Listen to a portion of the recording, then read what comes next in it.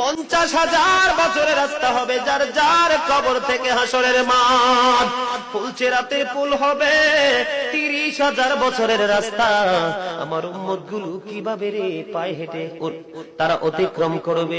বন্ধু নবী এমনি এমনি কাঁদেনি রে, নবী জানিয়ে দিয়েছে কাল কিয়ামতের ময়দানে উম্মত গুলো খালি পায়ে থাকবে, মাটি তো তামা থাকবে। ও বন্ধু, তাদের শরীরে কোনো পোশাক থাকবে না, উলঙ্গ অবস্থায় থাকবে। এবং মা আয়েশা প্রশ্ন করলো, গো প্রাণের নবী, জানতে মনে চায় নবী গো, এই যে আপনার উম্মত গুলো উলঙ্গ অবস্থায় খালি পায়ে সবাই থাকবে গো নবী, তারা কি নারী পুরুষ একসাথে? কয় হ্যাঁ, নারী পুরুষ একসাথে। তারা কি কেউ কারো দিকে নজর দিবে না? এবার আমার নবী বলেছে, আয়েশা রে, কেমন করে নজর দেবে রে আয়েশা?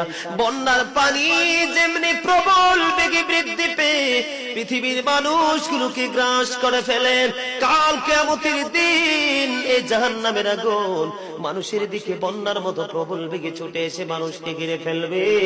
এত ভয়ঙ্কর হবে রে আয়েশা কেরা, এত ভয়ঙ্কর হবে আসুরের দিন, এত ভয়ঙ্কর হবে সেই দিন। আর সেদিন এত বিপজ্জনক হবে, একটা পুরুষ আর একটা নারীর দিকে তাকাইবার মতো সুযোগ থাকবে না।